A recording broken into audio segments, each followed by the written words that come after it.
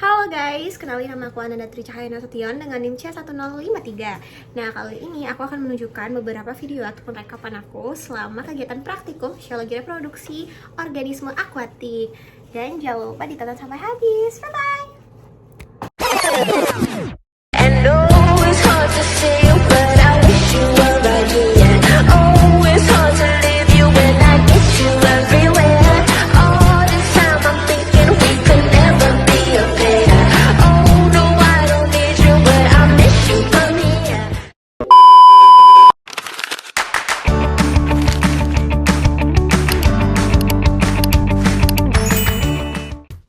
Halo semuanya, kenalin nama aku Ananda Tri Cahaya Nasution. Nah, pada video kali ini aku dan teman-teman aku akan melaksanakan praktikum hipopisasi dan induksi pemijahan pada ikan mas. Nah, pertama-tama ikannya ditimbang dulu.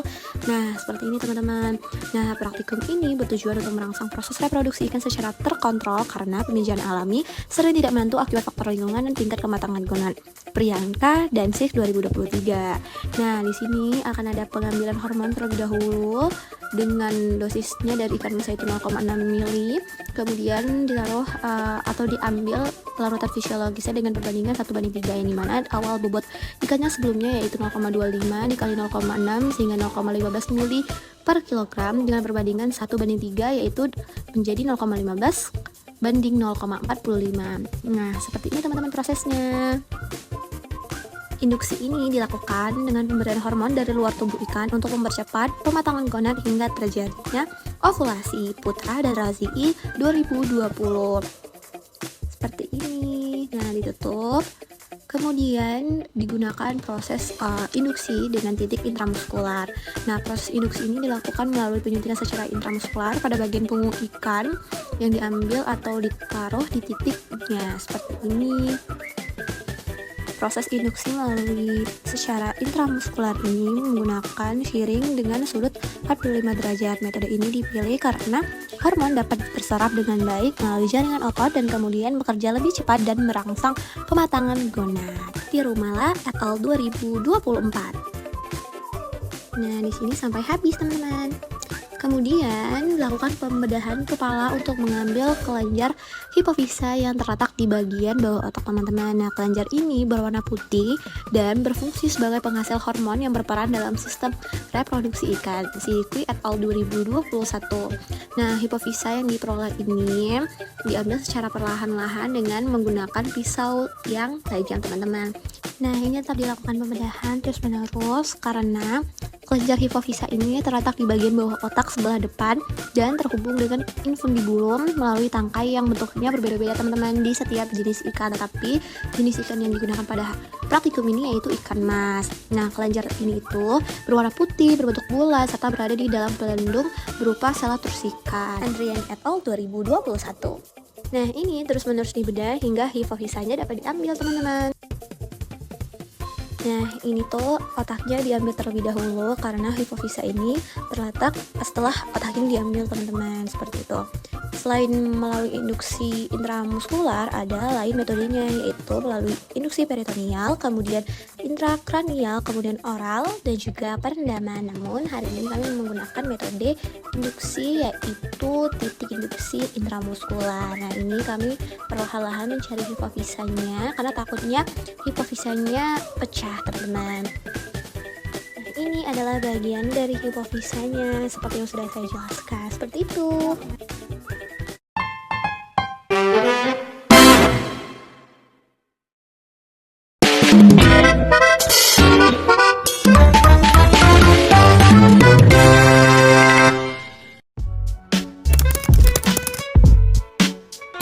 Nyiapin pakannya, terus di sini kita nyiapin hormon juga binder. Ini binder, tahu binder? Nah, jadi binder itu nanti perekat antara hormon sama pakannya biar nyatu. Bindernya biasanya banyak macamnya, bisa putih telur, bisa minyak ikan dan lain-lain tergantung mana yang mau kita pakai.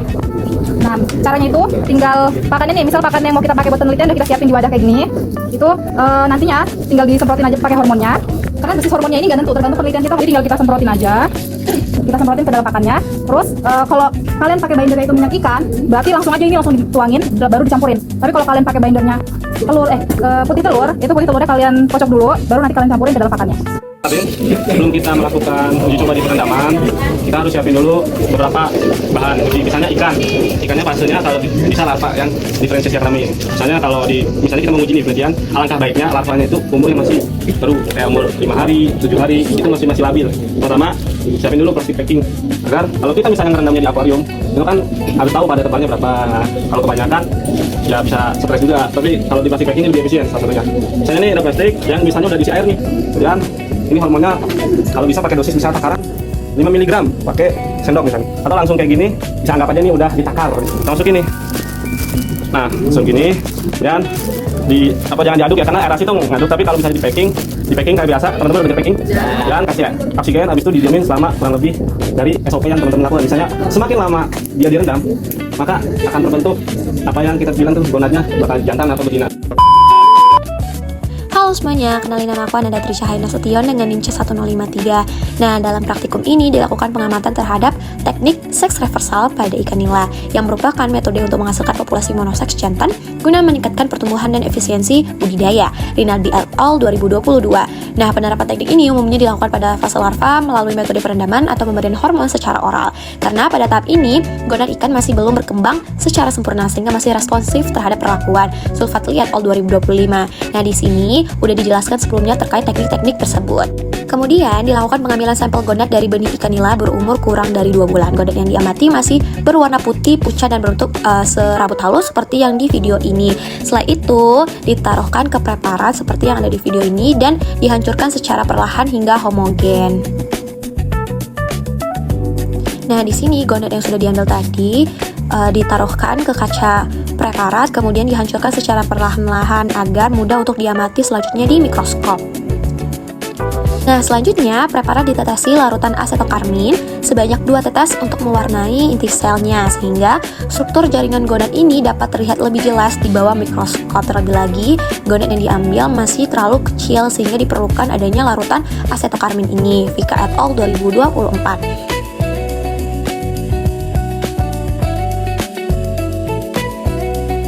Nah, di sini aku bersama teman aku lagi sedang ngantar preparat yang sudah kami buat sebelumnya untuk cek lebih lanjut secara histologis melalui mikroskop untuk mengidentifikasi jenis kelamin berdasarkan perbedaan morfologi selnya. Nah, gonad jantan ditandai oleh sel-sel kecil yang tersebar seperti butiran halus seperti spermatogenetik, sedangkan gonad betina memiliki sel yang lebih besar seperti di gambar ini. Thomas et al. 2021. Sekian dari aku, bye-bye!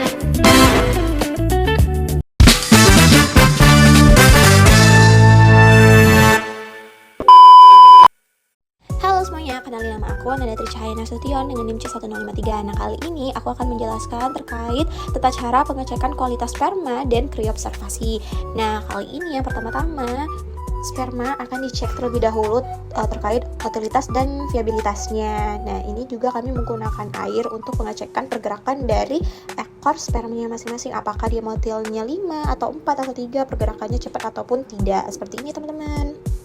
Nah, hal ini digunakan untuk mengecek ketersediaan gamet, baik itu telur maupun sperma dengan mutu tinggi menjadi kebutuhan utama dalam menjaga keberlanjutan sistem aquaculture.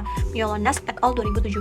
Nah, kemudian setelah dicek motilitas dan viabilitasnya, kami mengambil sekitar 900 microlite untuk diambil spermanya. Nanti akan ditambahkan dengan larutan cryoprotektan. Nah, di sini kami ambil dulu larutan spermanya yang udah di stripping sebelumnya dari induk jantan, terus ditaruh di mikrotub, teman-teman.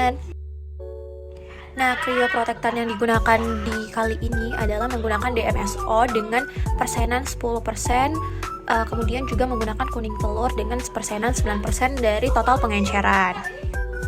Nah, cryoprotektan serta pengencer ini berfungsi untuk melindungi sel dari kerusakan akibat penurunan suhu ekstrim, menjaga kestabilan pH, mempertahankan tekanan osmotik, menyediakan energi bagi sel, dan mengurangi potensi kerusakan struktural pada jaringannya selama proses pembekuan. Rohma et al. 2020.